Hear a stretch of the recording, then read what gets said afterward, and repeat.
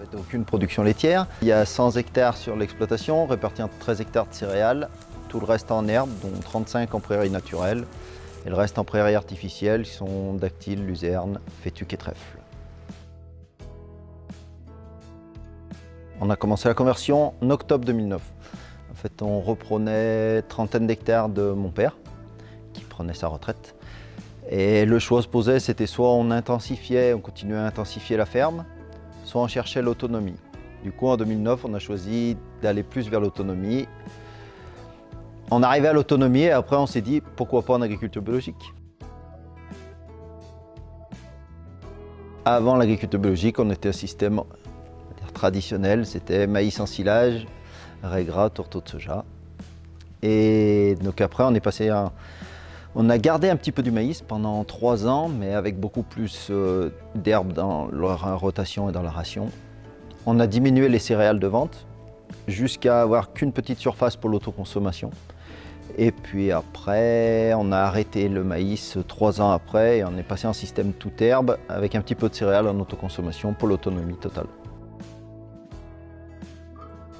Au début, on avait des cultures simples, mono-espèces. On faisait du seigle, de l'orge principalement. Et on avait des problèmes de distribution de concentré sur nos animaux.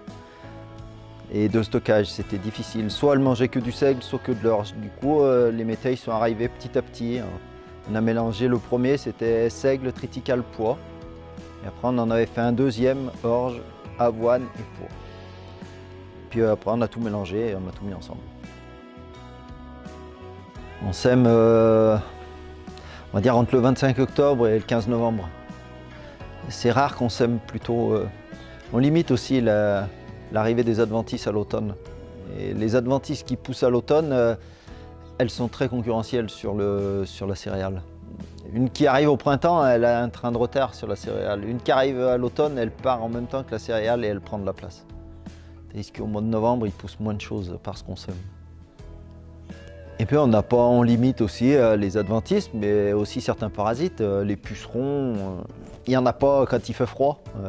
Si on sème début octobre, on a des fois des automnes assez doux et c'est compliqué après.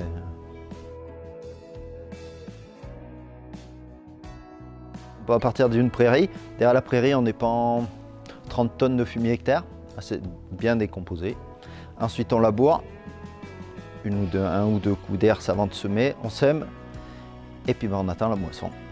Et on moissonne, c'est tout. Il faut qu'il y ait une bonne maturité, il faut que les grains soient bien durs et bien mûrs. On se base sur le seigle qui est le plus tardif. Et après, l'orge, elle attend dedans. Notre plus gros problème, c'est le vent 3 jours avant de moissonner. Mais sinon, on n'a pas trop de problèmes, quoi. Il faut être vigilant à ce que l'on ressème. On s'est fait avoir il y a quelques années, on a laissé des plantes adventices dans nos graines qu'on a ressemées et elles se multiplient très bien ces plantes-là. Aujourd'hui, il y en a un peu plus dans notre métail. Après, on corrige aussi. Si on voit que sur une récolte, on a un petit peu moins d'une espèce, par exemple le pois, c'est souvent le pois qui a tendance à nous manquer. S'il en manque, on n'hésite pas à ressemer, racheter de la semence de pois et on le rajoute à notre mélange l'année d'après.